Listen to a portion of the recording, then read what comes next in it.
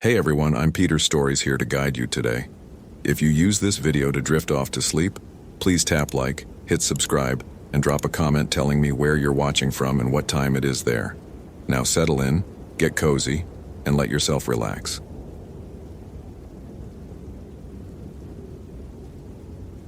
My name is Nathan Garcia, and this was the 6th hour I'd been searching for Rachel Thompson in the twisted trails of Olympic National Forest, and my rational mind was about to be shattered forever.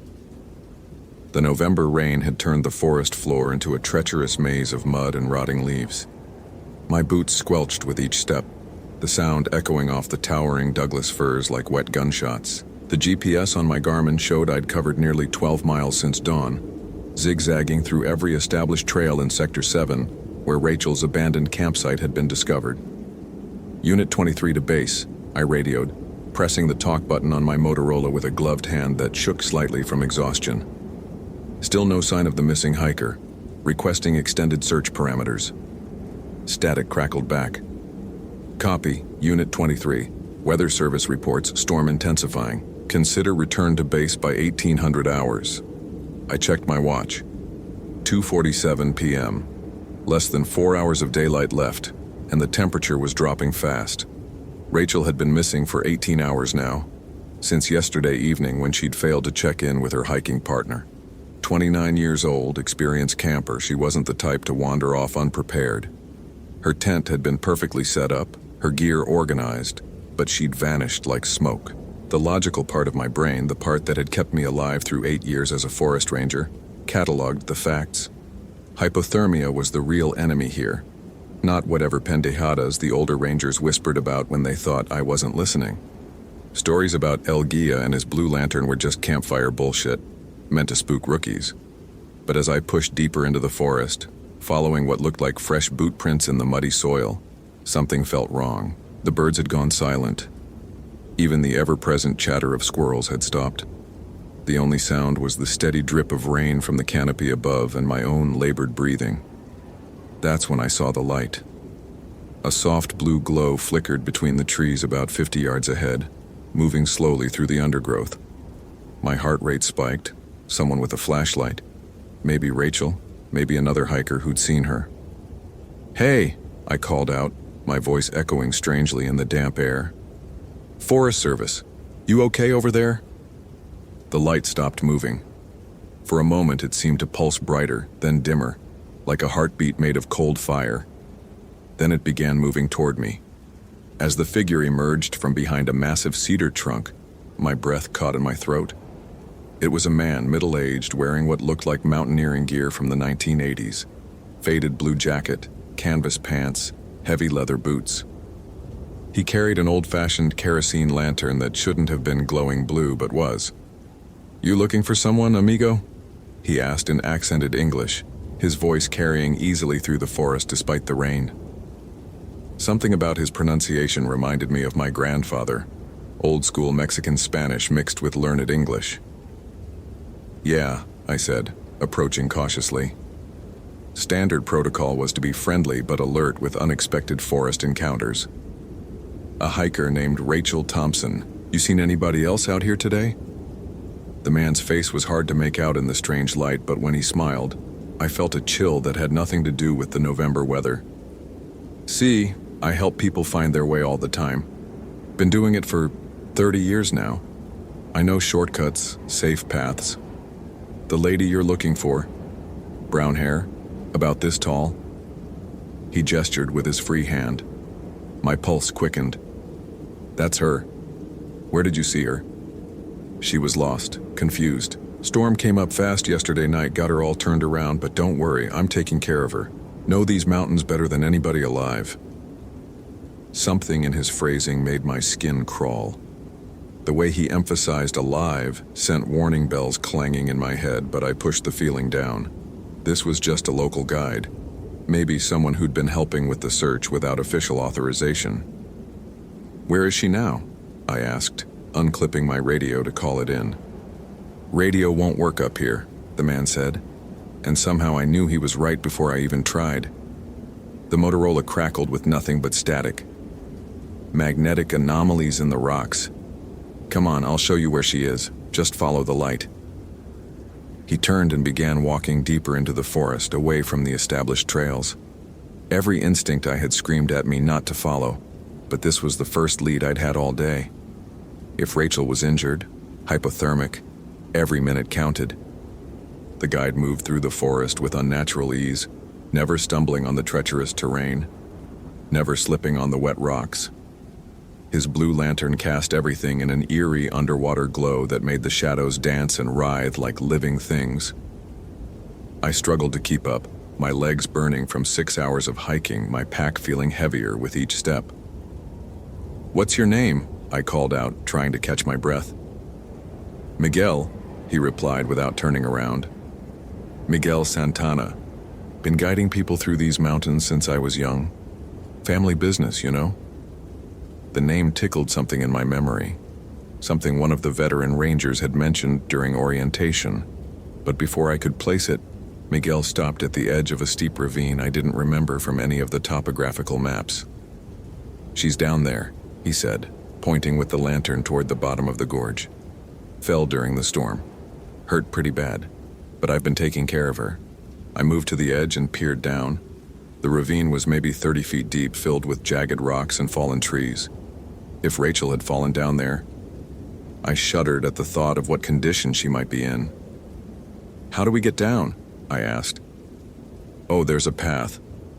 Very narrow, very old. Indigenous people used it for generations. But you have to trust me completely. One wrong step and..." He made a falling gesture with his hand. Something about the way he said it made my stomach clench. The rational part of my brain was screaming warnings, but the image of Rachel lying broken at the bottom of the ravine overrode everything else. "Lead the way," I said. Miguel's smile widened in the blue light, and for just a moment I could have sworn his teeth looked wrong. Too many, too sharp. But when I blinked, his face was normal again. The path was barely visible, more of a game trail than anything humans should use. Miguel moved down it like he was walking on level ground, while I had to grab onto roots and rocks to keep from sliding. The lantern light played tricks with my vision, making distances hard to judge. Several times I nearly lost my footing, saved only by catching hold of a branch or boulder at the last second. Halfway down, the smell hit me. It was the stench of death, not the clean scent of natural decomposition, but something fouler, something that had been dead for a long time but somehow hadn't fully rotted. My ranger training kicked in, and I knew immediately what I was smelling. Human remains. "Miguel," I called out, my voice tight with barely controlled panic. "What is that smell?" He didn't answer, just kept descending with that impossible grace. The blue light seemed to be getting brighter, and I noticed that the rain had stopped falling. Not just slowed, but stopped completely, as if we'd entered some kind of bubble where normal weather didn't apply. At the bottom of the ravine, Miguel finally stopped and turned to face me. In the full glow of his lantern, I could see him clearly for the first time, and what I saw made my blood turn to ice water. His skin had a waxy, translucent quality, like old candle wax. His eyes were completely black, not just the pupils, but the entire orb, reflecting the blue light like obsidian mirrors. And when he opened his mouth to speak, his breath came out as visible vapor, as if the air around him was freezing. "Welcome to my collection, Ranger Garcia," he said, and his voice now carried an echo that seemed to come from everywhere at once. "You're just in time to join the others." That's when I saw them. Bodies. Dozens of them, arranged in neat rows along the ravine walls like some grotesque museum display. They were in various stages of decomposition, some recent enough that I could still make out their faces, others reduced to skeletons held together by rotted clothing. And there, at the far end of the macabre collection, was a fresh addition. Rachel Thompson sat propped against a boulder, her eyes wide open but completely white, no pupils visible. Her lips were blue-black and frost crystals covered her hair and clothing. She was still breathing, but each exhalation came out as a puff of vapor, and I could see ice forming in the corners of her mouth. "What the fuck?" I started, reaching for the service pistol on my belt. Miguel moved faster than anything human should be able to move. 1 second, he was standing 10 feet away. The next, His ice-cold hand was wrapped around my wrist with crushing force. Where he touched me, pain shot up my arm like I'd grabbed a live wire, but cold instead of hot. The kind of burning cold that comes from touching dry ice with bare skin. If this story is giving you chills, smash that follow button for more supernatural horror. What would you do in Nathan's situation? Comment below. You don't understand, Miguel said, his black eyes boring into mine. I'm saving them, saving all of them. The cold preserves, keeps them perfect forever. No more pain, no more fear, no more getting lost in the storm. I tried to pull away, but his grip was like iron. Where his fingers touched my skin, I could feel frostbite beginning to set in. The pain was excruciating, like being stabbed with icicles. You're insane, I gasped, still trying to reach my weapon with my free hand. Let me go. I died in these mountains in 1987, Miguel continued as if I hadn't spoken. 31 years I've been guiding lost souls to safety. The family I was supposed to protect. They died scared, cold, alone. But my guests, they die peaceful. They become part of something beautiful. The temperature around us continued to drop. I could see my breath now, and ice was beginning to form on my jacket. My extremities were going numb, and I knew that if I didn't break free soon, I'd end up like Rachel and the others. With my free hand, I managed to grab the emergency flare from my belt. Miguel saw what I was doing and hissed, an inhuman sound like steam escaping from a boiler. But he was too focused on freezing me to death to react quickly enough. I pulled the pin, and the flare burst to life, filling the ravine with brilliant red light and intense heat. Miguel shrieked and released my arm, stumbling backward as the warm light played across his waxy features. Where the flare light touched him, his skin began to smoke and blister. Impossible, he snarled, his form beginning to flicker like a bad television signal. You can't fight the cold forever. The storm always wins. I didn't waste time with clever retorts. Still clutching the flare, I stumbled toward Rachel, hoping against hope that she was still alive, still savable. Up close, I could see that while her eyes were rolled back and her lips were blue, her chest was still rising and falling. Barely. Rachel, I said, grabbing her shoulders and shaking gently. Rachel, can you hear me? Her eyes rolled forward, and for a moment I thought she was going to respond. Then I realized what I was seeing in her pupils wasn't consciousness. It was terror. Pure, undiluted terror, as if she was trapped inside her own frozen body, aware but unable to move or speak. Behind me, Miguel was rallying, the flare light apparently not as effective as I'd hoped. She's mine now, Ranger.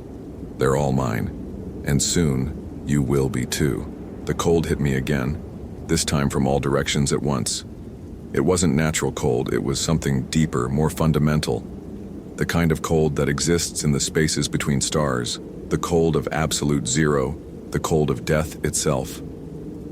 My flare began to sputter and dim. In seconds, I'd be defenseless again.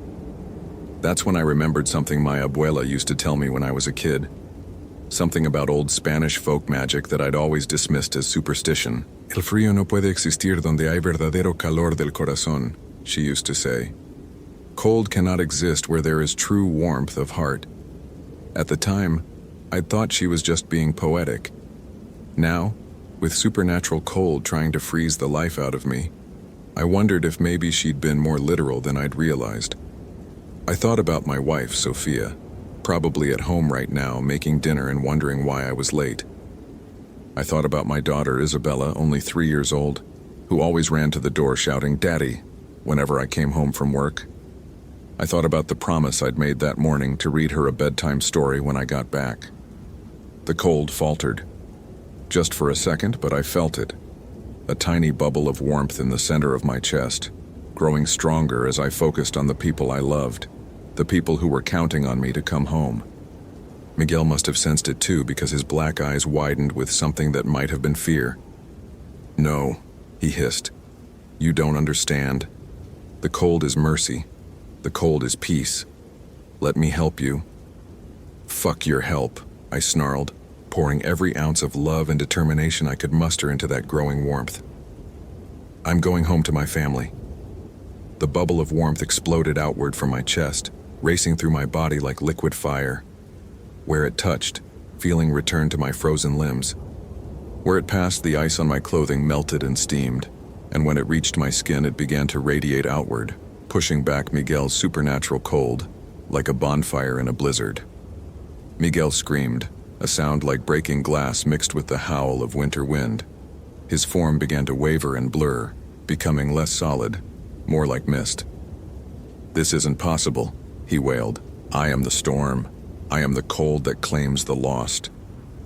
"You're just a dead pendejo who can't let go," I said, surprised by the steadiness of my own voice.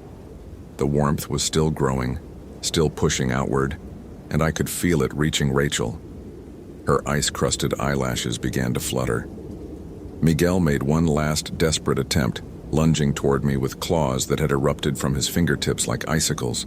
But when he hit the sphere of warmth surrounding me, he didn't just stop. He began to melt, literally melt, like a snowman in July, his waxy features running together as he dissolved into slush and steam. "The others," he gasped as he came apart. "Who will guide the others?" "Someone who won't murder them," I replied. He dissolved completely with a final, echoing wail that sounded like wind through a graveyard. The blue lantern clattered to the ground and went out, leaving us in the gray twilight of the ravine.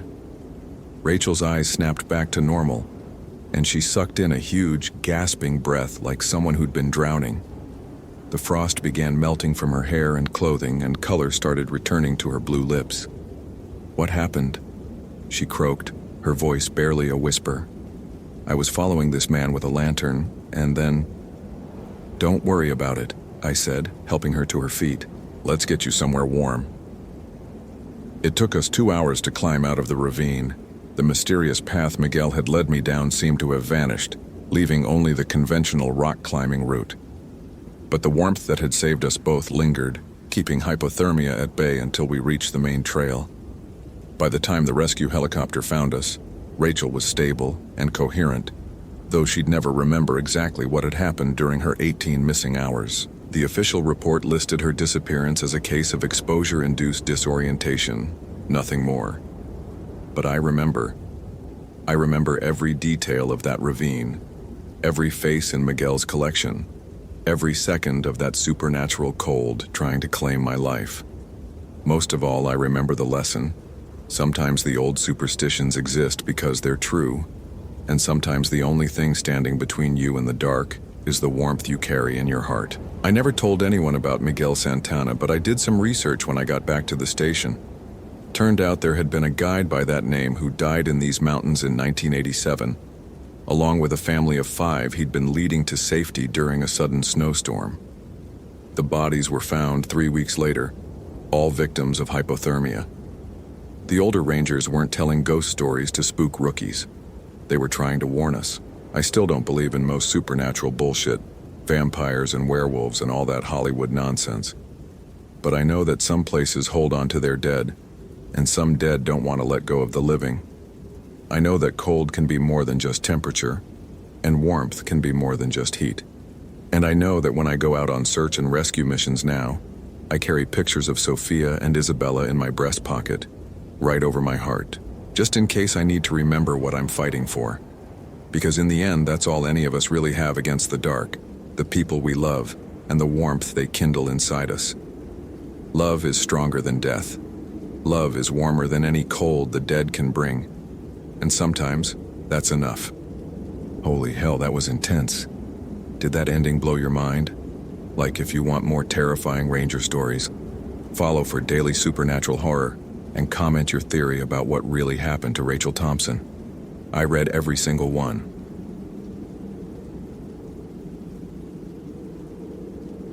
My name is Alex Carter, and I should have forgotten the case of Lauren Foster, but something brought me back to that cursed forest. 3 months.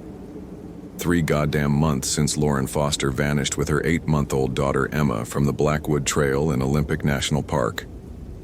The official search lasted 2 weeks before the brass pulled the plug, citing resource allocation and statistical improbability of survival.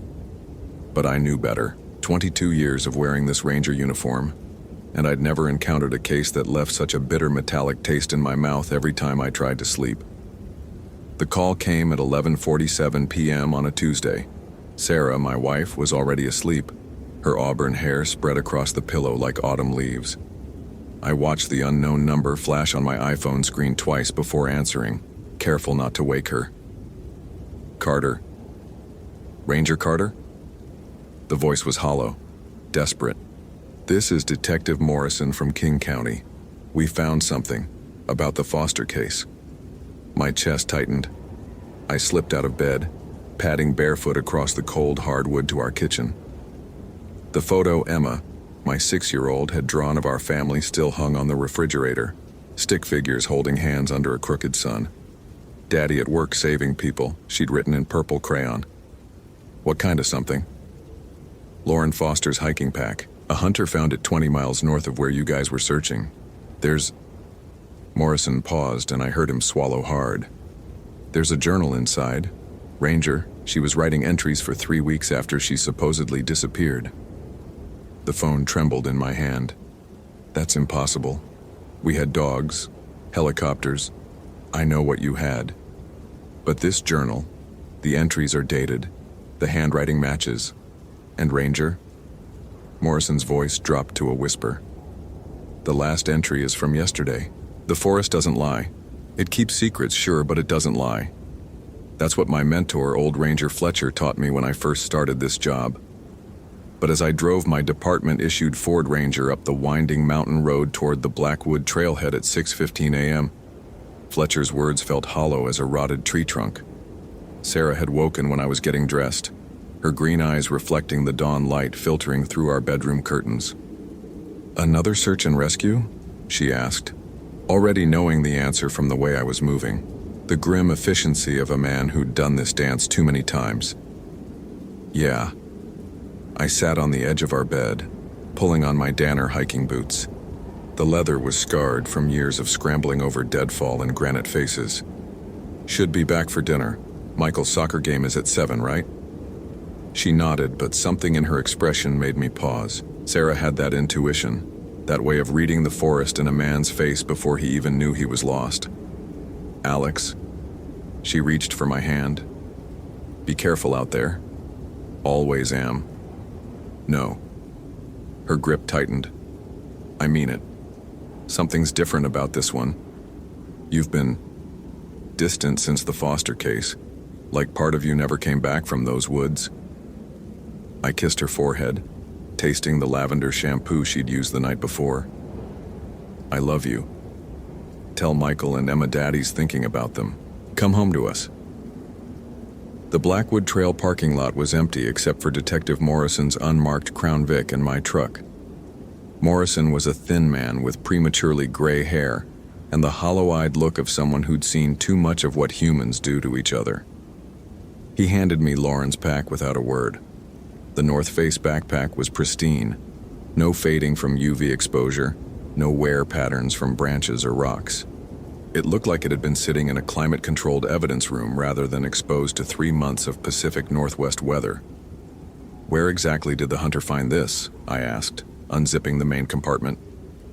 GPS coordinates 47.821 degren, 123.6044 W, about 300 yards off the abandoned fire road that connects to Miller Creek.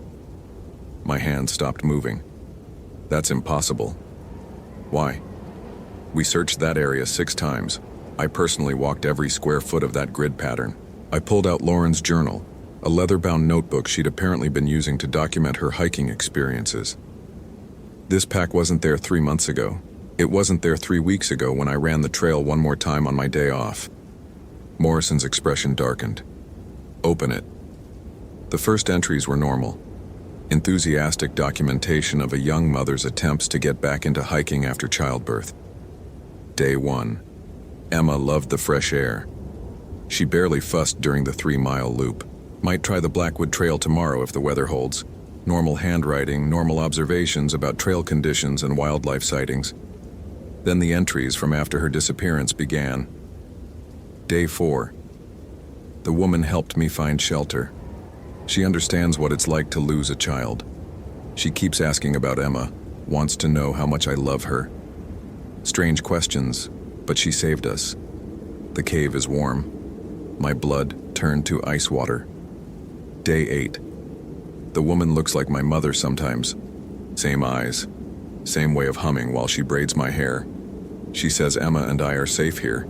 She says people are looking for us, but they don't understand. They want to take Emma away. I flipped pages, my hands shaking.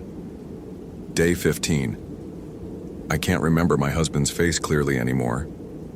The woman says that's normal, that mothers have to choose between their old life and their children's safety. She shows me photos of Emma, reminds me how much I love her. Why can't I remember taking these photos? Jesus Christ, I whispered. Day 18. The woman has my mother's voice now. She sings the lullabies Mom used to sing. She says I was never meant to leave the forest, that Emma and I belong here. She's right. How could I have ever thought of leaving? The final entry was dated yesterday, just as Morrison had said. Day 89. I remember now. I had another life once, before the forest. A husband who didn't understand. Friends who judged my parenting. The woman saved me from all that. She loves Emma like I do. Perfect love. Pure love. Tomorrow she's going to show me how to share that love with others. How to help other lost mothers find their way home. This is fucking impossible, I said, immediately regretting the profanity. Sarah hated when I brought the job's roughness home in my language. Morrison lit a cigarette with shaking hands. There's more. We ran the handwriting analysis twice. It's definitely Lauren Foster. But here's the thing. Her husband received her credit cards in the mail yesterday, cut up, with a note that said she wouldn't be needing them anymore. The forest seemed to press closer around us. Douglas firs and western red cedars forming cathedral walls that trapped the morning mist like incense. I could smell something underneath the usual pine and moss, something sweet and cloying, like flowers left too long in a vase. We need to search the Miller Creek area, I said. Full tactical team, dogs, the works. Already tried. Department won't authorize it. Budget constraints, they said. But between you and me, I think they're scared. Of what? Morrison took a long drag of his cigarette. 3 other hikers have gone missing in that same general area over the past 5 years. All parents, all found weeks later acting strange. They claimed they'd been helped by a local woman, but could never provide consistent descriptions. One of them forgot her own children's names for 6 months. The sweet smell was getting stronger.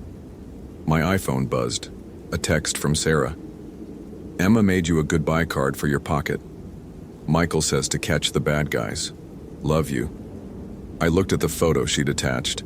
Emma's gap-toothed grin holding up a crayon drawing of me in my ranger uniform. Daddy, my hero, written in her careful first-grade letters. I'm going in, I said. Morrison dropped his cigarette and ground it under his heel. Not alone, you're not. This isn't just a search and rescue anymore, this is something else. As we gathered our gear, I called Sarah one more time, just to hear her voice, to anchor myself to the life waiting for me outside these woods. Hey babe, she answered on the first ring. How's it going? Good. Just wanted to hear your voice. Alex, what's wrong? You sound... Nothing's wrong. Just tell me what you're doing right now. Emma's eating cereal and getting marshmallow bits everywhere. Michael's looking for his soccer cleats in the garage. Normal Tuesday chaos. She paused. Are you okay? I closed my eyes, memorizing the mundane perfection of her voice describing our beautiful, ordinary life. Yeah, I'm good. Give the kids a hug for me. Always. Come home safe. The Miller Creek area was a 40-minute hike from the main trail, accessible only by an overgrown fire road that hadn't seen maintenance equipment in at least a decade. Morrison and I moved carefully, our boots crunching on frost-brittle leaves. The temperature seemed to drop 10 degrees as we went deeper, and that sweet, cloying smell grew stronger. You ever have kids, Morrison? 2. Daughters at UW, son's a senior in high school. He checked his service weapon for the 3rd time in 10 minutes. You? Boy and a girl. Michael's 8, Emma's 6. I struggled to find words. They're everything, you know? Morrison nodded. Yeah, I know. We found the cave at 4780 Degan, 123 Ma 6041 W, hidden behind a curtain of blackberry vines and Oregon grape. The sweet smell was overwhelming now, like overripe fruit mixed with something else. Something organic and wrong. Lauren Foster? I called into the darkness. This is Ranger Carter. If you can hear me, we're here to help. Silence. Morrison pulled out his flashlight. Police, we're coming in. The cave was larger than it appeared from the outside, with passages that seemed to twist deeper into the mountain than geology should have allowed. Our lights caught glimpses of disturbing details. Children's toys scattered on the stone floor. Dozens of family photographs pinned to the walls, and everywhere the scent of decay masked by artificial sweetness. Jesus, Morrison whispered. Look at this. The photographs were from different eras, different families, but they all shared the same theme: parents with children laughing, hugging, loving. But something was wrong with them. The longer I stared, the more I realized the faces of the parents in the older photos were empty, not smiling, just hollow expressions wearing the motions of joy. Lauren, I called again. We know you're in here. We found your journal. A sound echoed from deeper in the cave. Singing, a lullaby I recognized from my own childhood, sung in a voice that was almost but not quite human. Hush, little baby, don't you cry. That's not Lauren, Morrison whispered. Mama's gonna sing you a lullaby. We moved deeper, our lights revealing more disturbing details.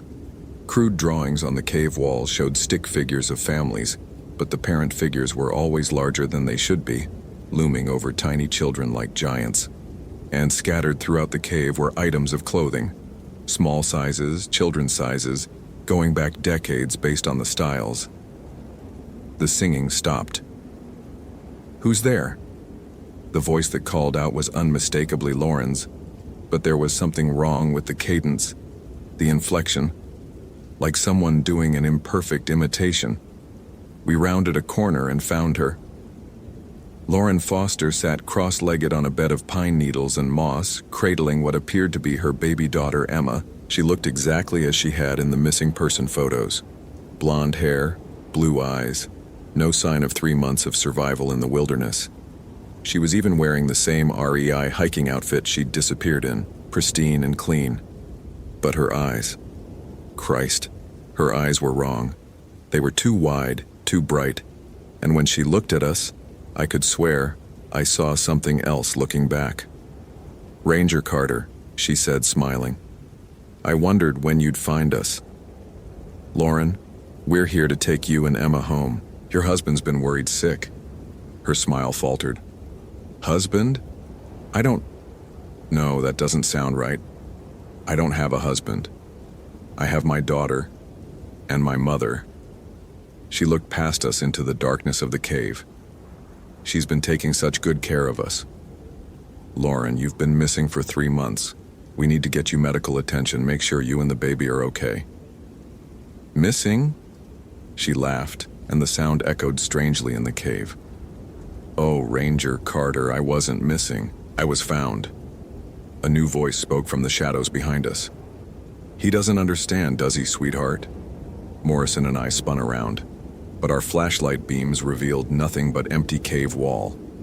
The voice had been maternal, warm, and absolutely terrifying in its wrongness. He doesn't understand what it means to truly love a child, the voice continued. But you do, don't you, Ranger Carter?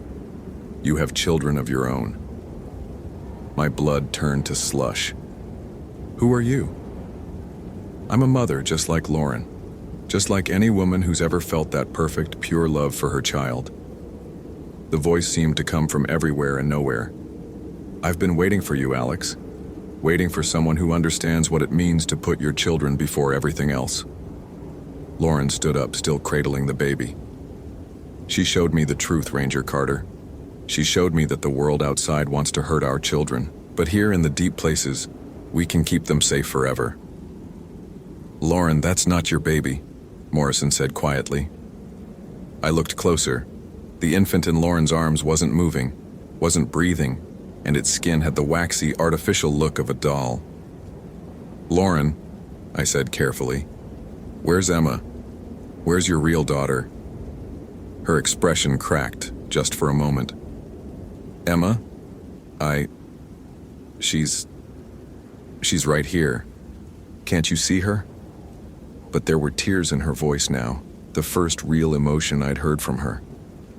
She's confused, the voice from the shadows said. The transition is always difficult, but soon she won't remember the pain. Soon she'll only remember the love. If this story is giving you chills, smash that follow button for more supernatural horror. What would you do in Alex Carter's situation? Comment below. What did you do to her? I demanded. I saved her, just like I saved all the others. Just like I'm going to save you. The temperature in the cave plummeted. My breath began forming clouds and frost appeared on the cave walls. But more terrifying than the cold was the sound that began echoing around us. The sound of children crying. Not one child, but dozens. The accumulated sobs of every lost soul that had been brought to this place. The children are hungry, the voice said. They've been hungry for so long, but you understand hunger, don't you, Alex? The hunger to protect your family, to keep them safe from a world that wants to hurt them. Images flashed in my mind, not my memories, but something else's. I saw Sarah, but wrong, her face twisted with worry and fear. I saw Michael and Emma, but they were crying, terrified, calling for a daddy who never came home. Your wife doesn't understand you, the voice whispered. She thinks your job is just a job. She doesn't see how much you sacrifice, how much you suffer to keep them safe, but I see it.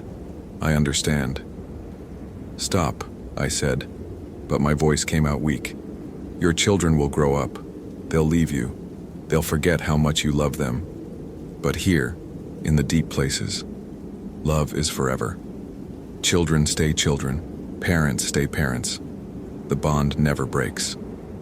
Morrison grabbed my arm. Carter, we need to go. Now. But I was transfixed by the images filling my mind. Emma, grown up and distant, embarrassed by her old man. Michael, rebelling against everything I'd taught him. Sarah, tired of waiting for a husband who was always chasing ghosts in the forest. I can make it stop, the voice promised. I can give you what every parent wants. Children who never leave, who never stop needing you, who never stop loving you with that perfect, innocent love. Alex, Morrison shook me hard. Fight it. The spell broke. I looked at Lauren, really looked at her and saw the truth. Her eyes weren't bright with joy, they were empty. Whatever had once made her human was gone, replaced by something hollow and hungry. Run, I whispered. We bolted for the cave entrance, Morrison practically dragging me as my legs threatened to give out. Behind us, Lauren's voice rose in that awful singing again, joined by other voices, children's voices, but wrong, distorted, like recordings played at the wrong speed. Hush, little baby, don't you cry. We burst out of the cave into daylight that seemed impossibly bright. I gasped for air, my hands shaking so badly I couldn't work my radio. Unit 47, this is Detective Morrison. We need immediate backup at Miller Creek. Coordinates 47A Do 9 to Green N, 123-6041 to W. We have a situation. But even as he called for help, I knew it wouldn't matter. The thing in that cave, whatever it was, had been here long before modern radios and GPS coordinates. It had been here when this forest was young, and it would be here long after Morrison and I were gone. My phone buzzed. Another text from Sarah. Kids are asking when you'll be home. Emma wants to show you her new dance. Michael scored a goal at practice. I stared at the message, at the photo she'd attached of our children grinning at the camera, and felt something break inside my chest. They were real. They were mine. They were waiting for me. We have to go back, Morrison said. We can't leave Foster in there. She's already gone, I replied. Whatever's in that cave, it's not Lauren Foster anymore. We made it back to the parking lot as the sun was setting. A full tactical team was en route, but I already knew they wouldn't find anything. The cave would be empty, or maybe it wouldn't be a cave at all. Just a dead end in the rock face with no sign anyone had ever been there. I called Sarah from my truck. "Hey," she answered. "How did it go?" I closed my eyes, listening to the sound of normal life in the background. Dishes clattering, the TV, Emma singing off key while she played. "I'm coming home," I said. "Right now. Don't wait dinner for me. Just make sure the kids know I love them." "Alex, you're scaring me. What happened out there?" "Nothing happened. Everything's fine. I need to see you guys. All of you. Tonight." The drive home took 47 minutes. 47 minutes of fighting off images that weren't my own. Voices that whispered about the futility of human love. The inevitable pain of watching children grow up and grow away. But I fought. Because Sarah was waiting. Because Michael had a soccer game tomorrow and Emma wanted to show me her new dance. Because real love, imperfect, temporary, breakable human love, was worth more than the false paradise offered by the thing in the cave. I pulled into my driveway at 8:23 p.m. The living room windows glowed warm yellow, and I could see silhouettes moving inside. My family, safe, real, mine. Emma ran out to meet me before I even made it to the front door. "Daddy, you're home." I swept her up in my arms, inhaling the smell of strawberry shampoo and childhood, and felt the last of that cave's influence break away like morning frost in sunlight. "Yeah, baby girl, Daddy's home." Sarah appeared in the doorway, still wearing her nursing scrubs from her shift at the hospital. She took one look at my face and knew something had changed. "It's over," I told her. "Whatever case I was working, it's over. I'm done chasing ghosts."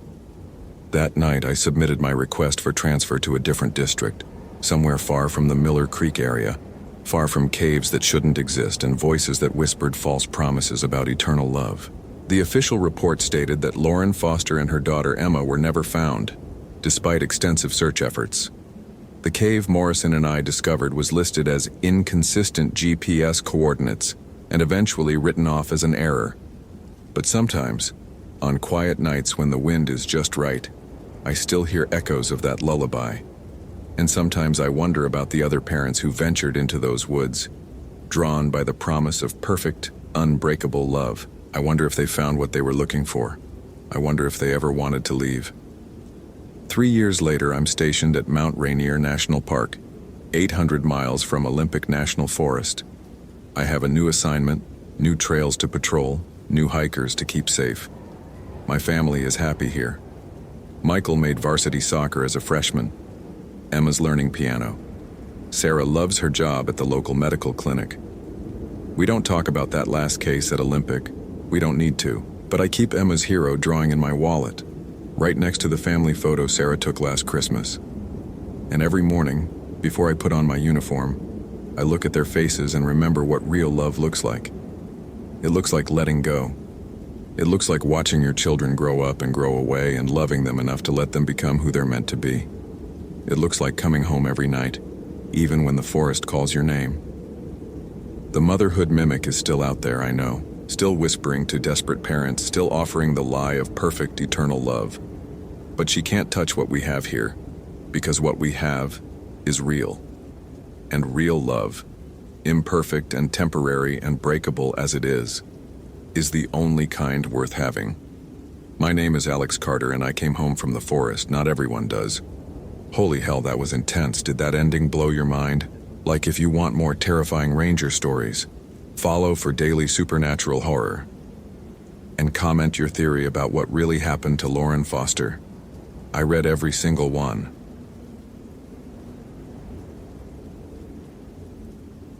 My name is Luke Harrison, and at 6:47 a.m. my radio crackled with the call that would change my life. Unit 23, we have a code yellow missing person. 19-year-old female Chloe Thompson, last seen yesterday at 1800 hours on Cedar Black Trail. Family just reported it. You're primary on this one. I was halfway through my morning coffee when dispatch Sarah's voice cut through the static. The metallic taste of fear immediately replaced the bitter brew on my tongue. Cedar Black Trail. Even the name made my skin crawl, and after 12 years as a ranger in Blackwood National Forest, I'd learned to trust those gut feelings that others called paranoia. "Copy that, dispatch. What's her LKP?" I asked, already grabbing my pack and checking my GPS unit. The Garmin screen glowed with familiar coordinates: 47.6234 Dean, 120.9876 Gilayu. Right in the heart of what the old-timers whispered about. Last known position grid 247B, approximately 3 miles up Cedar Black from the main trailhead. She was solo camping, supposed to check in with family this morning. Never made contact. Solo camping, on Cedar Black, during the new moon. My intuition started screaming warning signals I couldn't explain to dispatch or anyone else without sounding like a lunatic. The hair on my forearms stood up like I'd rubbed a balloon on them. "Any other hikers see her yesterday?" Negative. Park was pretty empty due to weather warnings. Stormfront moved through around 2,000 hours. I strapped on my duty belt, feeling the familiar weight of my radio, pepper spray, and first aid kit. My wedding ring caught the early sunlight streaming through the ranger station windows. I'd promised Maria I'd be home for dinner. Our daughter Sophie had a soccer game at 7 p.m. that I couldn't miss again. Unit 23 en route, ETA 15 minutes to trailhead.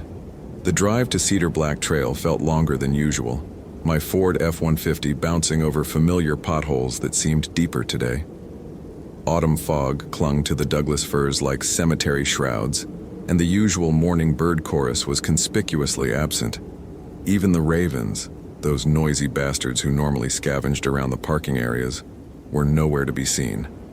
I parked next to a lone Honda Civic with Colorado plates. Had to be Chloe's. The car was locked, windows slightly fogged, a University of Denver decal on the rear windshield. I called in the plate number and began my initial assessment. The temperature had dropped to 38 degrees overnight, cold enough for hypothermia if she was wet and unprepared. My breath formed small clouds as I shouldered my 45-pound search pack, complete with emergency medical supplies, extra clothing, high-calorie food, and my grandfather's compass, a brass antique that had never failed me. "Chloe Thompson," I called out, my voice echoing off the towering evergreens. "Chloe, this is Ranger Harrison. If you can hear me, make noise." Silence. Not even wind through the branches. I started up Cedar Black Trail, following boot prints in the muddy patches. Size 7 hiking boots, relatively new treads, had to be hers. The trail wound upward through old-growth forest, massive western red cedars creating a natural cathedral that filtered the weak morning light into an eerie green gloom. At 0.7 miles, I found her first campsite.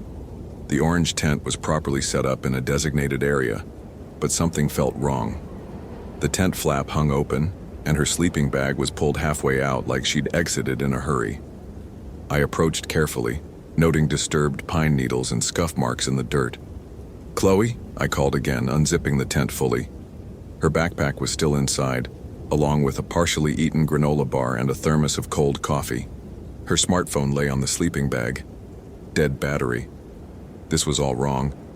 No experienced camper leaves their pack behind, especially not with weather moving in. I keyed my radio. "Dispatch, Unit 23. Found victim's campsite at grid 247A. Tent appears abandoned in haste, personal items left behind. Expanding search radius." "Copy, Unit 23. Additional units en route. ETA 30 minutes. But 30 minutes felt like 30 hours when that familiar chill was crawling up my spine. The same sensation I'd had before finding that lost Boy Scout 3 years ago, hanging from a tree with rope burns around his wrists that didn't match his climbing gear. I continued up the trail, following what looked like Chloe's boot prints mixed with something else. Larger impressions, but not quite human. The treads were wrong, too deep, too wide, with what appeared to be claw marks at the toe points. The forest grew quieter with each step. No insects buzzing, no squirrels chattering. Even my own footsteps seemed muffled, as if the very air was absorbing sound.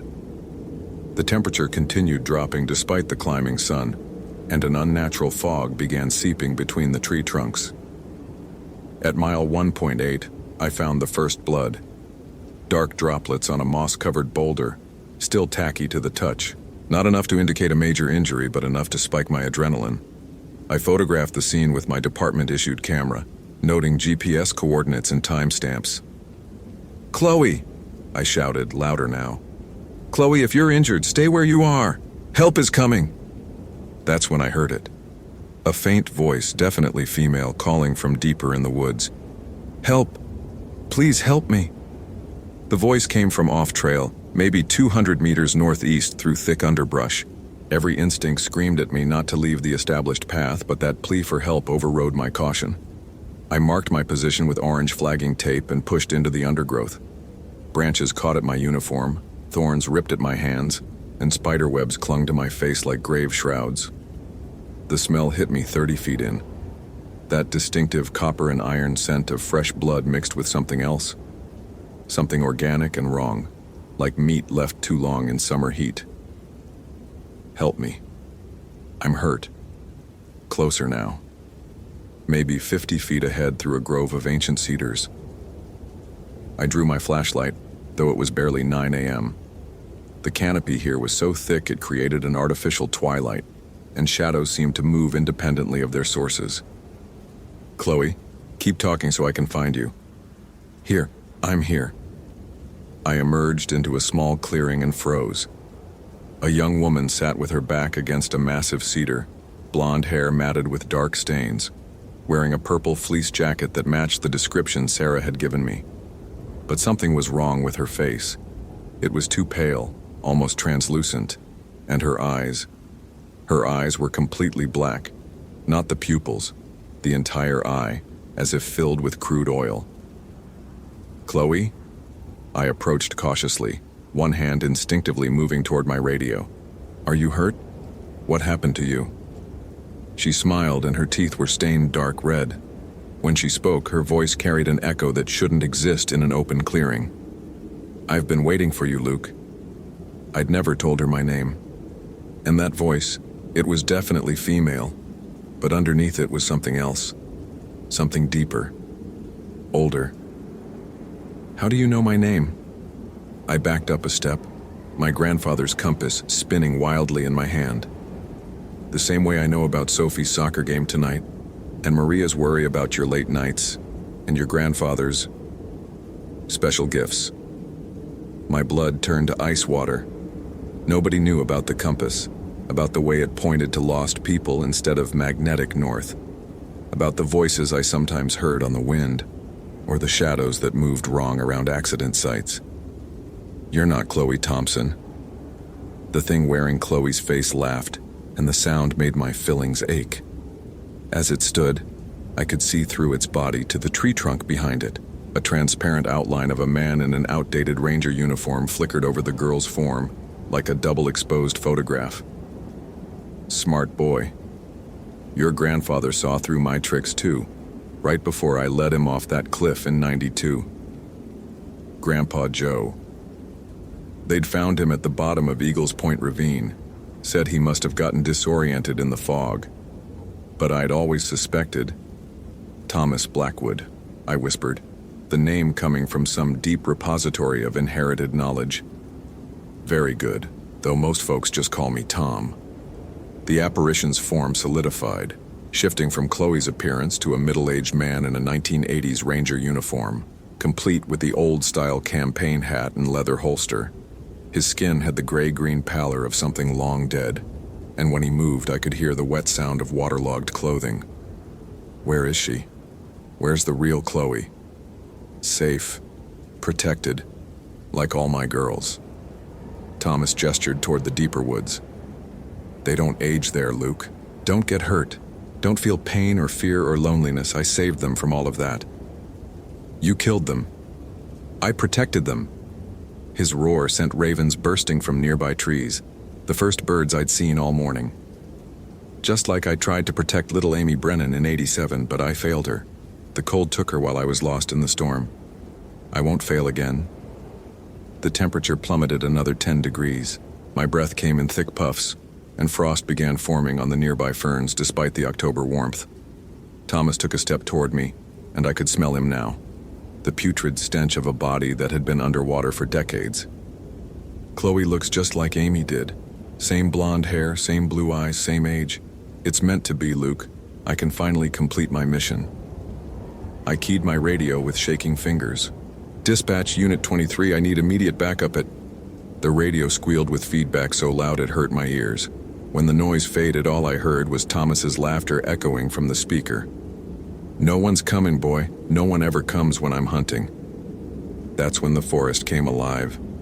Trees creaked and groaned without wind. Shadows stretched longer despite the climbing sun. And from every direction came the sound of footsteps, dozens of them circling the clearing. But when I spun around, there was nothing there except displaced leaves and the lingering scent of decay. You feel them, don't you? Thomas grinned, revealing teeth stained black with forest mold. All my girls. They want to meet their new sister. Whispers started in the trees. Young female voices calling my name, pleading for help, crying for their mothers. The sound was like needles in my brain, and I pressed my palms against my ears to block them out. Let her go, I managed to say. Take me instead. Oh, Luke. You still don't understand. Thomas began walking around me in a slow circle, his footsteps leaving no impression in the soft earth. I don't want you. Never did. You men are too strong, too stubborn. You fight back.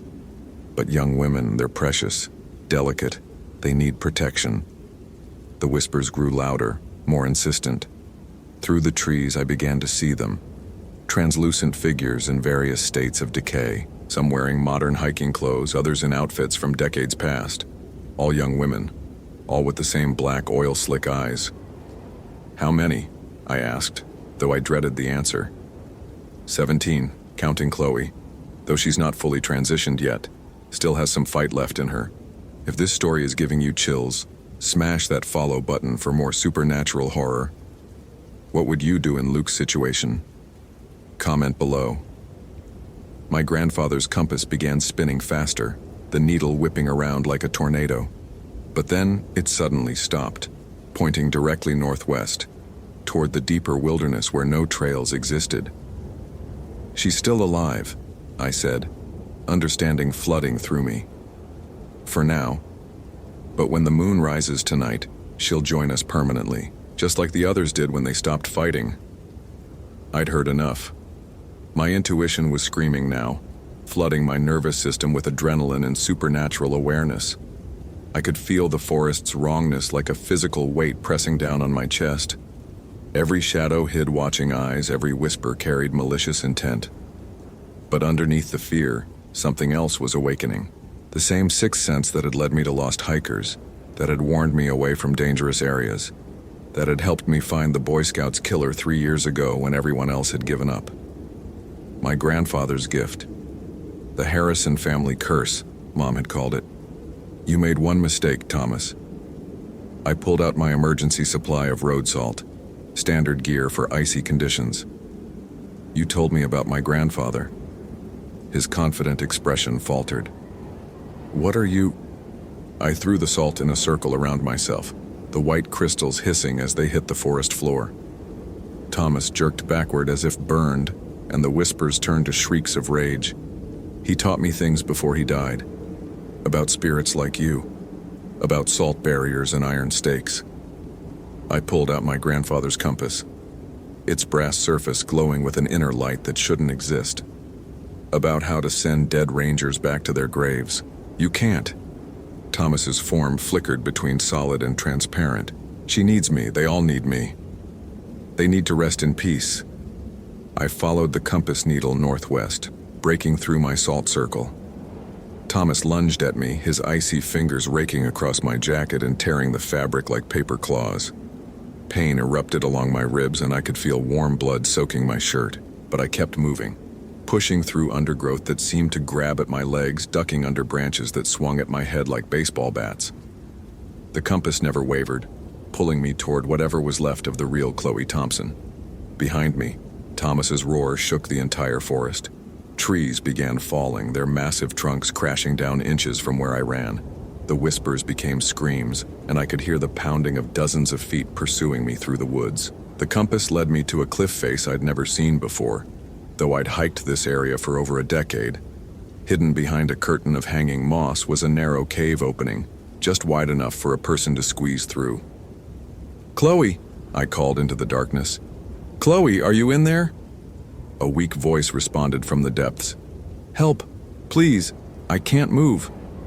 I squeezed into the cave, my flashlight beam revealing a natural chamber about 20 feet deep. And there she was, the real Chloe Thompson tied to a rock formation with what looked like old climbing rope. Her face was pale but human, her eyes blue instead of black. "Oh, thank God," she sobbed when she saw me. "I thought I was going to die here. There was this man, this ranger.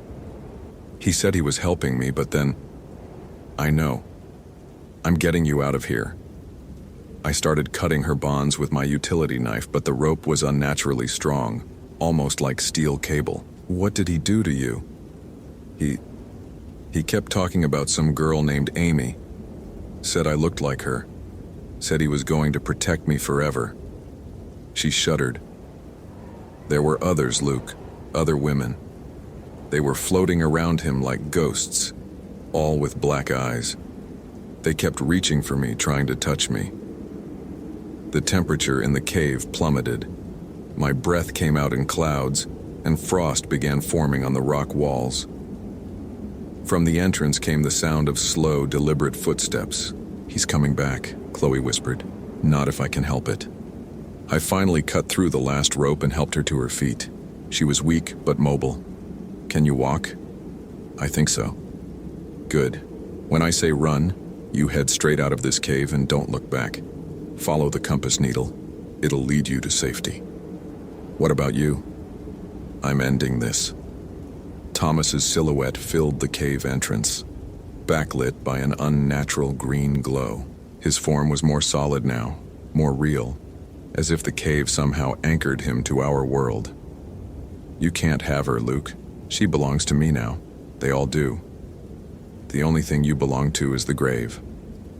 I pulled out my emergency road flare, the kind we used for night rescues. The bright red flame filled the cave with hellish light, and Thomas screamed as if the fire was burning him directly. "Iron oxide," I said, advancing on him with the flare. "Burns hot enough to melt metal. Wonder what it does to dead rangers." "Run!" I shouted to Chloe. She squeezed past Thomas's writhing form and disappeared into the forest. The compass went with her, my grandfather's final gift guiding her to safety. Thomas regained his composure and lunged at me with inhuman speed. His icy fingers wrapped around my throat, lifting me off the ground with supernatural strength. I could feel the life being squeezed out of me, see my vision starting to tunnel. But I still had the flare. I pressed the burning tip directly against his chest. Thomas's scream shook loose rocks from the cave ceiling, and his grip loosened just enough for me to break free. The smell of burning flesh filled the chamber. Impossible, since he was supposed to be incorporeal. "You don't understand," Thomas gasped, his form becoming more transparent. "Without me, they'll never find peace. They'll wander forever, lost and afraid. Then help them find the light instead of trapping them in darkness." Something shifted in his expression. For just a moment, the malevolent spirit was replaced by the face of a man who had genuinely wanted to help people. A ranger who had died trying to save a lost child. "Amy," he whispered. "I never found Amy. Because you were looking in the wrong place." I lowered the flare slightly. "She's not in these woods, Thomas. She never was. She made it home safe. Her family moved away after the search ended.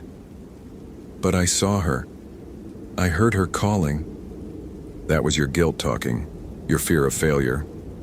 Amy Brennan is alive, Thomas. She's 32 years old now, married, has 2 kids of her own. You didn't fail her." The cave began to brighten with natural sunlight.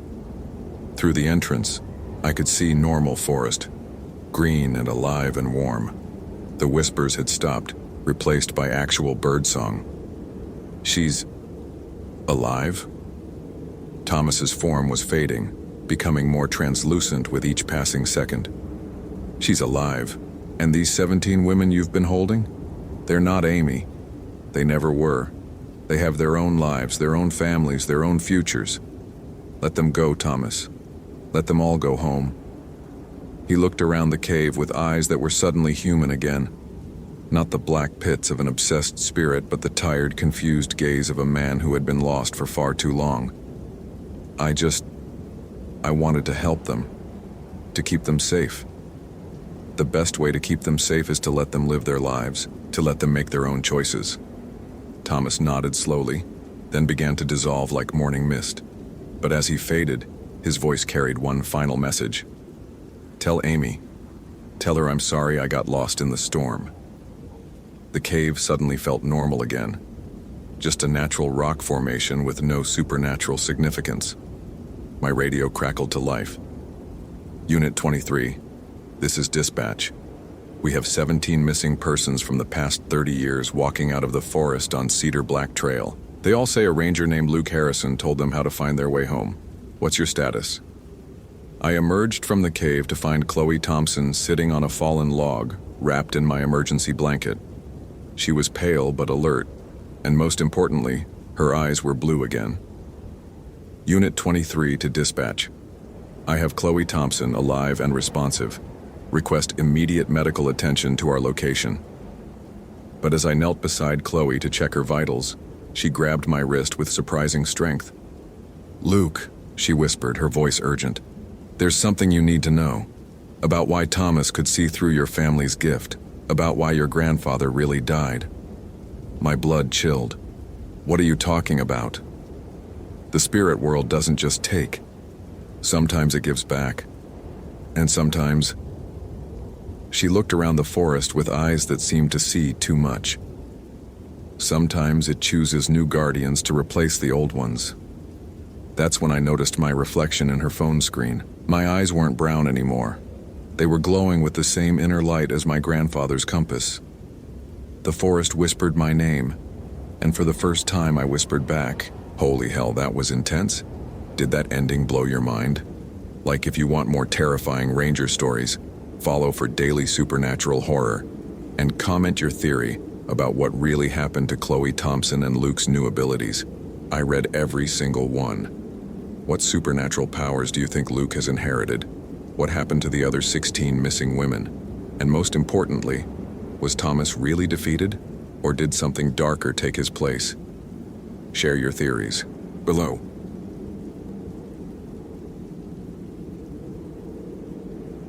My name is Logan Pierce, and at 6:47 a.m. my radio crackled with the call that would change my life. Unit 17, we have a code yellow, missing person report, Olympic National Forest, Sector 7 Alpha, 23-year-old female, Ashley Garcia. Last seen Mirror Lake Trail yesterday, 1800 hours. Family just called it in. You're primary on this one, Pierce. I pressed the transmit button on my Motorola XTN 446, the familiar weight of it in my palm somehow heavier this morning. Unit 17, copy that. En route to Mirror Lake Trail, ETA 30 minutes. The coffee in my thermos had gone cold, but I drank it anyway, feeling the bitter liquid coat my dry mouth. Something was wrong. Not just the missing person. Hell, we got those calls every few weeks during hiking season. It was something else, something that made the hair on my forearm stand up and my wedding ring feel tight around my finger.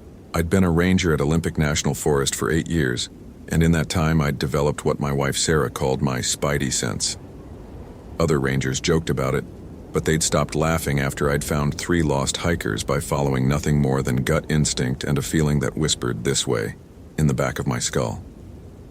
The drive to Mirror Lake took me along Highway 101, then up the winding Forest Service road that carved through old-growth Douglas fir. My 2016 Ford Ranger handled the potholes and loose gravel well enough, but every bump seemed to jar something loose in my chest, a growing sense of dread that I couldn't shake. At 7:23 a.m., I parked at the Mirror Lake trailhead. The temperature read 42 degrees on my dashboard, typical for October in the Pacific Northwest. I grabbed my pack, loaded with my Garmin GPS unit, first aid kit, emergency blanket, protein bars, and 2 liters of water, and headed for the information board. Ashley Garcia's details were sparse. 5'6", brown hair, brown eyes, last seen wearing a red North Face jacket and black hiking boots. She was a child therapist from Seattle, up here for a solo weekend retreat. Her mother had called when she didn't return Sunday evening as planned. The Mirror Lake Trail was a moderate 3.2-mile loop that most hikers completed in under 3 hours. Ashley should have been back Saturday night. I started up the trail, my boots finding familiar purchase on the packed dirt and fallen leaves. The forest felt wrong. That was the only way to describe it, like walking into a room after an argument, when the anger still hangs in the air, even though you didn't witness what happened. 20 minutes in, I reached the first stream crossing. Clear water bubbled over smooth stones, and for a moment I paused to look at my reflection. My face stared back, weathered from 8 years of outdoor work, gray starting to creep into my brown hair at the temples. But something in the reflection made me step back. For just a split second, I could have sworn my reflection had blinked a half-beat after I did. I shook my head and kept walking. Too much coffee, too little sleep. Sarah had been up with our 6-year-old daughter, Emma, who'd had nightmares about monsters under her bed. I'd promised Emma I'd be home for dinner, that there were no real monsters, that Daddy would keep her safe. The trail wound upward through dense forest. Douglas fir, western red cedar, and big leaf maple created a canopy so thick that even at 8 a.m., it felt like twilight. My radio crackled occasionally with check-ins from other units, but each transmission seemed more distant than it should have been. At 8:34 a.m., I found the first sign. A scrap of red fabric hung from a salmonberry bush about 50 feet off the main trail. North Face material, the right color. I photographed it with my department-issued digital camera and marked the GPS coordinates. 47.8021 degree N, 123,6044 degree W. Unit 17 to base. I've got possible evidence, red fabric consistent with victim's jacket. GPS coordinates to follow. Static answered me. I tried again. More static. The wrongness in my chest grew stronger. I followed a faint deer path away from the main trail, deeper into the forest. The temperature seemed to drop with each step, and the normal forest sounds, bird calls, insects, the rustle of small animals, gradually faded until I was walking in unnatural silence. At 8:52 a.m., I reached Mirror Lake.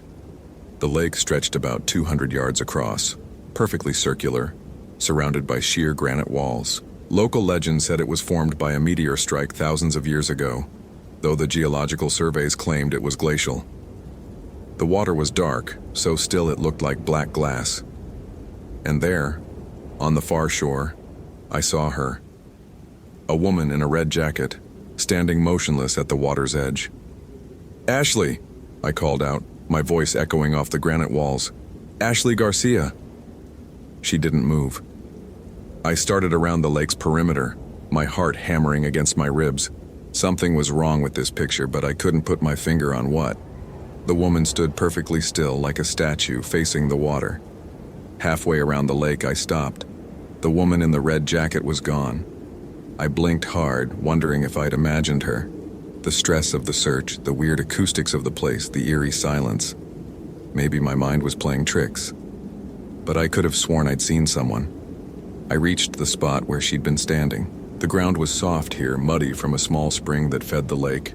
No footprints. No sign anyone had been here recently. But something made me look down at the water. My reflection stared back at me from the mirror black surface. And standing right behind me, close enough that I should have felt her breath on my neck, was Ashley Garcia. I spun around. Nothing. Just empty forest and granite walls. When I looked back at the water, my reflection was alone. The dread in my chest exploded into full panic. Every instinct I'd developed in 8 years of ranger work was screaming danger, but I couldn't see the threat. I pulled out my cell phone, 1 bar of signal, better than usual up here, and called the station. Olympic National Forest Ranger Station, this is Beth. Beth, it's Logan. I'm at Mirror Lake on the Garcia search. Something's not right up here. What do you mean, not right? How could I explain it, that I'd seen a missing person who wasn't there? That my reflection had behaved independently? That the forest felt like it was holding its breath? I found fabric from her jacket, about a quarter-mile below the lake. But I'm not getting any radio contact with base and the whole area feels off. Logan, your radio's been working fine. You checked in at 8:34 with the fabric find. We got your GPS coordinates. That was impossible. I'd tried to call in twice after that, both times getting static. Beth, what time is it? 9:47 a.m. Why? I looked at my watch. 9:12 a.m. My phone showed 9:47 a.m. Never mind. I'm going to do a full perimeter search of the lake. If you don't hear from me in 2 hours, send backup. Copy that. And Logan, be careful up there.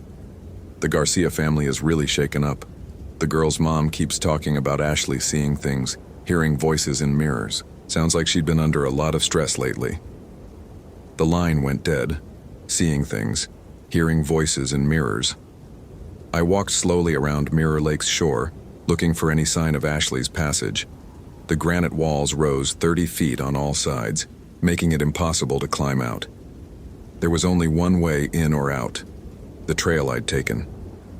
But halfway around the lake, I found something that made my blood run cold. Footprints. Small hiking boots, size 7 or 8, leading from the trail directly to the water's edge.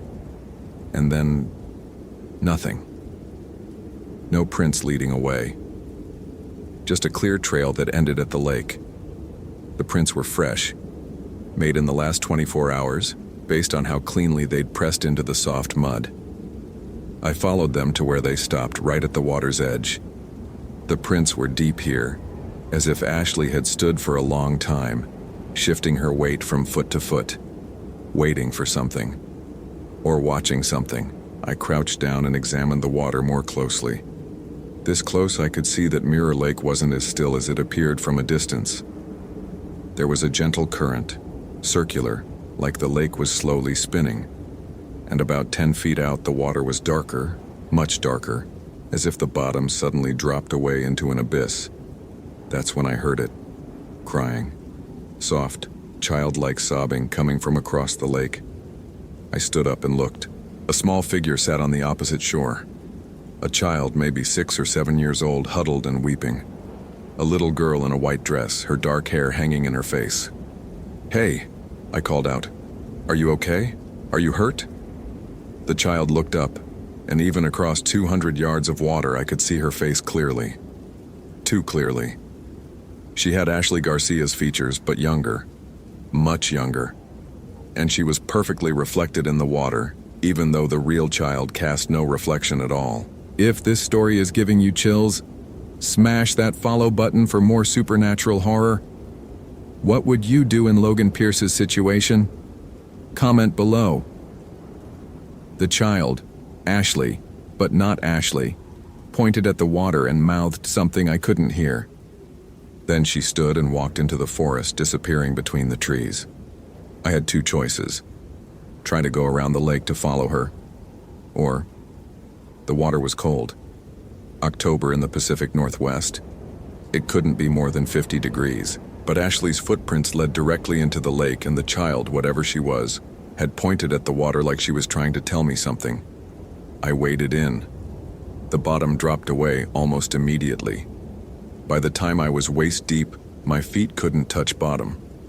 The water was shockingly clear once I was in it. Clear in a way that defied how black it had looked from shore.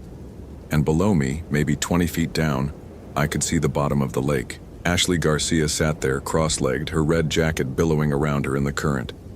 Her eyes were open, staring up at me, and she was perfectly, impossibly alive. She raised one hand and waved, then pointed to something behind her. I followed her gesture and nearly screamed. The bottom of Mirror Lake was covered in people, dozens of them, maybe hundreds, all sitting in the same cross-legged position, all staring up at the surface with open eyes. Men, women, children, some in modern clothes, others in outfits that looked decades old. All perfectly preserved, all perfectly aware. And moving between them, gliding through the water like it was air, was something that hurt to look at directly. It shifted and changed, sometimes taking the shape of people from the bottom of the lake, sometimes becoming Ashley, sometimes becoming me. but always wrong. Always just slightly off. Reflections that didn't quite match their originals. The Collector of Reflections. I knew its name somehow, like it had whispered itself directly into my brain. It noticed me watching and began to rise through the water. I thrashed toward shore, my boots and heavy ranger uniform dragging me down. The water felt like syrup now, thick and resistant. Behind me, I could sense the thing ascending, and I knew with absolute certainty that if it touched me, I'd join Ashley and all the others on the bottom of the lake. My boots found purchase on the muddy shore just as something brushed against my ankle. I hauled myself out of the water, gasping and shivering.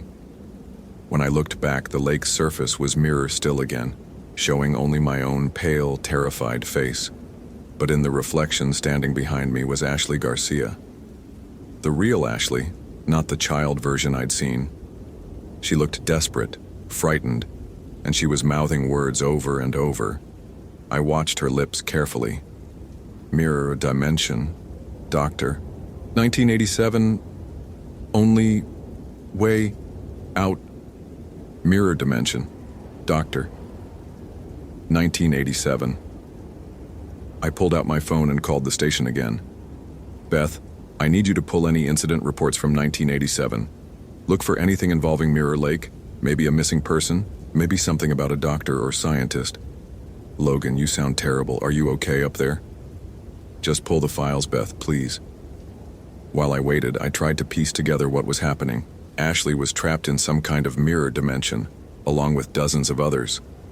The thing in the water, the Collector, was stealing people's reflections, their identities, keeping the originals prisoner while sending copies back to the surface world. But why Ashley? Why now? My phone rang. Beth. Logan, I found something. October 1987, Dr. Marcus Thorne, experimental psychologist. He was conducting some kind of research at Mirror Lake, unauthorized experiments with something called reflective identity therapy. The report's mostly classified, but there are witness statements about strange lights, people claiming to see things in the water that weren't there. What happened to Dr. Thorne? He disappeared, body never found. The research site was sealed off for months, but eventually they reopened the trail. No one's ever reported anything unusual since then. Until now. Beth, I need you to contact Ashley Garcia's family. Ask them specifically about mirrors. Does she have any history of seeing things in mirrors, hearing voices, anything like that? Hold on. The silence stretched. I kept my eyes on the lake's surface, watching my reflection. It was behaving normally now, matching my movements exactly. But I didn't trust it. Logan, Ashley's mother says she's been having episodes for about 6 months, seeing faces in mirrors that weren't reflections of anyone in the room, hearing voices calling to her from bathroom mirrors, car windows, any reflective surface. They thought it was work stress. She's a child therapist, works with trauma cases. Child therapist. Pure emotional aura. That's why the Collector had chosen her. One more thing, Beth. Ashley's mom mentioned that Ashley came up here because she'd been having dreams about Mirror Lake. She'd never been here before, didn't even know it existed, but she kept dreaming about a perfectly round lake surrounded by granite walls. She said something was calling to her. The thing had been hunting her for months, drawing her here. I looked at my watch. 11:23 a.m. My phone said 12:47 p.m. Time was moving wrong around the lake, flowing at different speeds in different places. And if the Collector had been feeding on Ashley's reflection for 6 months, how much of her identity was left? I had to get her out. But how do you fight something that exists in mirrors? The answer came from Ashley herself. Her reflection appeared in the lake's surface again, more urgent this time. She was holding something, a photograph. She turned it toward me, and I could just make out the image. A little girl, maybe 6 years old, with Ashley's face. Her inner child. The part of her that the Collector craved most, the pure emotional core that made her such an effective therapist. And suddenly I understood. The child I'd seen on the shore wasn't some separate entity. It was Ashley's stolen innocence, her capacity for wonder and trust that the Collector had already consumed. That's why she'd looked like Ashley but younger, why she'd cast no reflection. The collector fed on reflections, on the image people had of themselves, but it craved innocence most of all, the unguarded inner child that exists in everyone. That's why Ashley had been targeted.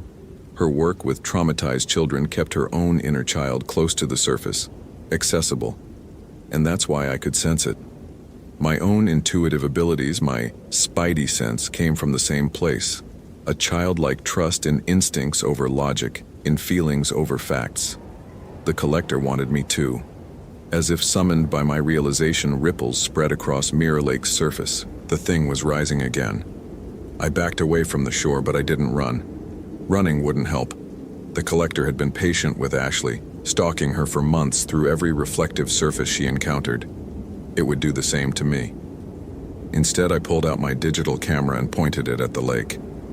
The LCD screen showed the water's surface, and there was Ashley, trapped beneath the water with all the others. But the camera's reflection showed something different. It showed the truth. Dr. Marcus Thorne, still alive after 31 years, sitting at the bottom of the lake with the first victims of his failed experiment. The collector wasn't some interdimensional entity. It was Thorne himself, transformed by his own research, become something that existed primarily in reflections while keeping his victims' original selves imprisoned in what he thought of as his perfect therapeutic environment. But the camera lens acted like a one-way mirror. Through it, I could see the mirror dimension without being seen. And through it, I could communicate with the real Ashley. I held up the camera and pointed to Ashley's reflection. She saw me watching and began gesturing frantically. She held up her hands, showing me 10 fingers, then 8. Then she pointed to something behind her, 18 of something. I looked closer. Behind the sitting figures, nearly invisible in the murky depths, were what looked like broken mirrors. Dozens of them scattered across the lake bottom like fallen leaves. Ashley held up her hands again. 10, 8, 7. Then she made a breaking motion. The year the mirrors were broken, the year Thorne's experiment went wrong. She was telling me that the mirrors at the bottom of the lake were the key. They were Thorne's original equipment, and if they were broken, he'd lose his power over the mirror dimension. But how could I break mirrors that were 20 feet underwater in a lake I couldn't swim in without being captured? The answer came from my 8 years as a ranger, from hundreds of water rescues and emergency situations. I needed to drain the lake. Mirror Lake was fed by a small spring, but it also had an outlet, a narrow channel that flowed out of the north end and eventually joined the main creek system. If I could widen that channel, increase the flow, the lake level would drop. It would take hours, maybe days. But I didn't have that kind of time. Ashley's reflection was getting fainter, harder to see. Whatever was left of her original identity was fading fast. But I had something Thorne didn't expect. Modern technology. I called the station one more time. Beth, I need an emergency helicopter drop at Mirror Lake. Bring me 50 pounds of dynamite and a water pump. This is a code red rescue situation. Logan, I can't authorize. Beth, there are dozens of people trapped here. This isn't just about Ashley Garcia anymore. I found evidence of disappearances going back to 1987. Get me that helicopter. 2 hours later, I heard the familiar whoop-whoop of rotors echoing off the granite walls. The Forest Service helicopter couldn't land in the confined space around the lake, but they managed to drop my supplies on a long line. I'd spent the waiting time studying the outlet channel. It was narrow but deep, controlled by a natural dam of fallen logs and accumulated debris. With the right kind of explosion, I could blow out the dam and turn the gentle outlet into a rushing torrent. The dynamite was standard Forest Service issue, used for controlled avalanches and clearing fallen trees from roads. I'd used it dozens of times before, but never for anything like this. I waded into the outlet channel and began placing charges. The water was freezing and my hands were numb within minutes, but I forced myself to be methodical. If I got this wrong, I'd bring the whole granite wall down on top of the lake and trap Ashley forever. As I worked, I could feel Thorne's attention focusing on me. The water around my legs grew colder, and when I glanced back at the lake, I could see dark shapes moving just beneath the surface. He knew what I was doing. I placed the last charge and backed away to what I hoped was a safe distance. The plunger detonator felt impossibly heavy in my hands. "This is for all of them," I whispered, thinking of the dozens of people I'd seen sitting on the lake bottom. "This is for Ashley." I pushed the plunger. The explosion was deafening in the confined space, echoing off the granite walls like thunder. Water and debris shot into the air, and for a moment I thought I'd made a terrible mistake. Then I heard the rush of water. The outlet channel had become a waterfall. Mirror Lake began to drain, slowly at first, then faster as the water pressure increased. Within an hour, the lake level had dropped 5 feet. Within 2 hours, 10 feet. And as the water receded, things began to emerge. First, the tops of trees that had been submerged for decades. Then, scattered equipment, metal tables, chairs, what looked like experimental apparatus from the 1980s. And finally, as the water level dropped to less than 10 feet, the mirrors. Dozens of them, maybe hundreds, covering the lake bottom like silver scales. They were cracked and broken, many reduced to shards, but they still reflected the afternoon sky with unnatural clarity. And sitting among them, no longer submerged but somehow still breathing, still alive, were the victims. Ashley was there, still in her red North Face jacket, still cross-legged in the same position I'd seen her in underwater. Her eyes were closed now and she looked peaceful, like she was sleeping. But as I waded toward her through the shallow water, she opened her eyes and looked directly at me. "Logan?" Her voice was hoarse, confused. "How did I get here? What happened to the lake?" She was back. The real Ashley, not a reflection or a copy. All around us, other victims were stirring, sitting up, looking around in bewilderment. A woman in 1990s hiking gear, a man in a Forest Service uniform from the late 80s, a child who couldn't have been more than 8 years old. But not all of them were moving. Some had been here too long, their original selves too faded to return. They remained sitting, eyes closed, like empty shells waiting for inhabitants who would never come back. And in the center of the broken mirrors, sitting exactly where I'd first seen Ashley, was Dr. Marcus Thorne. He looked exactly as he must have in 1987, middle-aged, wearing a lab coat over casual clothes, his hair still dark and full. 31 years had passed, but for him, trapped in his mirror dimension, it might as well have been 31 minutes. His eyes opened, and when he looked at me, his face held no sanity at all. "You don't understand," he said, his voice carrying perfectly across the drained lake bed. "I was so close. The perfect therapeutic environment, free from the constraints of linear time and physical space. I could have helped them process their trauma for eternity, helped them become their ideal selves." "You were stealing their identities," I said, "keeping them prisoner. I was freeing them from the burden of singular existence. In the mirror dimension, they could be anyone, experience any life, explore every possibility of self." His voice rose to a shout. "You've doomed them to this single, limited reality." Around us, the victims were helping each other stand, supporting those too weak to walk. Ashley made her way toward me, stepping carefully among the broken mirrors. But as she approached, I noticed something wrong.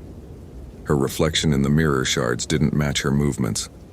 It was delayed, just by a fraction of a second, like an echo. "Ashley, stop," I said. She paused, tilting her head with a puzzled expression. "What's wrong?" I looked closer at her face. Everything was right. The features, the expressions, even the way she held her head when confused. But something was missing. Some essential spark, some core of identity that made Ashley uniquely herself. And in the broken mirrors at her feet, I could see the truth. Her real reflection was still trapped in the shards, reaching toward the surface, trying to reunite with the body that had been returned to the world. Thorne hadn't released the real Ashley. He'd sent back a copy, a hollow version that could fool anyone except someone who looked very, very carefully, or someone whose intuitive abilities let them sense the difference between real and reflection. "You're not her," I said. The thing wearing Ashley's face smiled, and for just a moment I saw Thorne's expression cross her features. "Close enough," she said, "and much more compliant than the original. She'll go back to Seattle, back to her job, back to her family, and no one will ever know the difference." except her emotional responses will be muted, her capacity for empathy slightly reduced, her inner child permanently silenced. Like all the others who came back, I realized, all the people you released over the years, they were never the same. Improved, Thorne corrected, freed from the messy complications of uncontrolled emotion. Perfect citizens. Behind him, the real Ashley, or at least her reflection, pounded silently on the inside of a mirror shard, her mouth open in a scream I couldn't hear. I had a choice to make. I could accept the copy, take her back to the world, and no one would ever know the difference. Her family would have their daughter back even if she was slightly diminished. The case would be closed successfully. Or I could try to save the real Ashley, knowing that destroying the copy might also destroy any chance of getting the original back. My phone buzzed. A text from my wife, Sarah. "Emma's soccer game is at 6. You promised you'd be there. Please don't break her heart."